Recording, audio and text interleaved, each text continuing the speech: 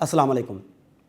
मेरे मोहतरम, मौजूदा दौर में कादियानियत के फैलते हुए फितने को समझने के लिए और इसके जहर से बचने के लिए आपको चंद बातों को जहन में रखना चाहिए।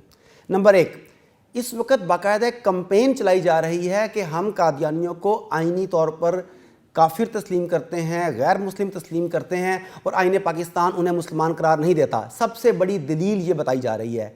तो मैं यहाँ पर एक नुक्ता सामने उठाना चाहता हूँ कि हम कादियानियों को आईने पाकिस्तान के तहत गैर मुस्लिम बाद में मानते हैं, सबसे पहले हम उन्हें शरई तौर पर गैर मुस्लिम मानते हैं। इस बात के फ़र्क को समझिएगा। देखिए, आइन बदल सकता है, आइन में तब्दीलियाँ होती हैं, शिकें काट दी जाती हैं, नई डाल दी जाती हैं, आइन को मुअत्तल भी कर दिया जाता है। तो अगर खुदा ना खास्ता ऐसी सूरत हो तो क्या हम कादियानियों को गैर मुस्लिम या ज़ंदीक मानना बंद कर देंगे? कतई नहीं। इसलिए कि हम सबसे पहले अव्वल कादियानियों को शरई तौर पर ज़ंदीक, गैर मुस्लिम, दायरा इस्लाम से खारिज समझते हैं। ये पहली गलती है जिसका अजाला करना ज़रूरी है।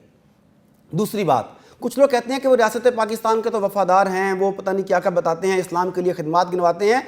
तो इसका आगाज़ देख लें कि सबसे पहले तो मिर्ज़ा ग़ुलाम अहमद कादियानी खुद अपने मुंह से क्या कहता है। क्या वो कहता है कि मैं अंग्रेज़ का काश्ता पौधा हूँ और अंग्रेज़ का वफादार हूँ?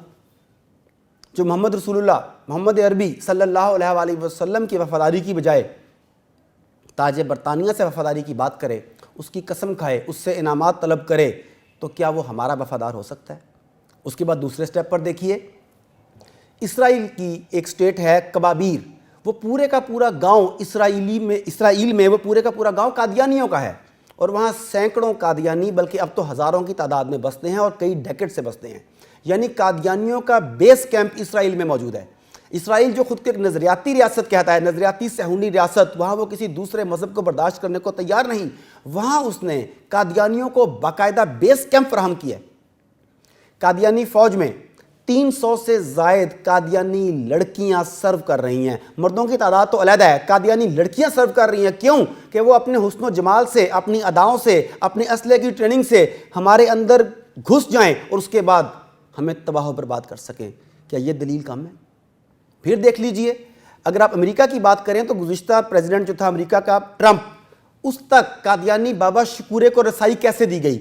एक आम सा आदमी दुनिया के एक ताकतवर मुल्क के सरबराह से कैसे बात कर सकता है? वहाँ तक एक्सेस कैसे हो सकती है? यकीनन उसके पीछे बैनुल अक़वामी ताकतें हैं। अगले नंबर पर देखिए कि इनकी अहमियत तागूत की नज़र में कितनी है। आपको याद होगा कि जब मोदी ने इसराइल का दौरा किया तो इसराइली प्राइम मिनिस्टर नेतन्याहू वहाँ पर मौजूद कादियानी जमात के सरबराह शरीफ ओहदे को साथ लेकर मोदी से मिला और दोनों ने एक दूसरे को गले से लगाया, एक दूसरे के लिए तहनीती कलमात कहे और शरीफ ओहदे ने कहा कि आप कादियानियों के लिए, कादियानियों के तहफ़्फ़ुज़ के लिए जो कुछ इंडिया में कर रहे हैं, मैं उसके लिए आपका मशकूर हूँ और हम मिलकर ज़्यादा काम करेंगे।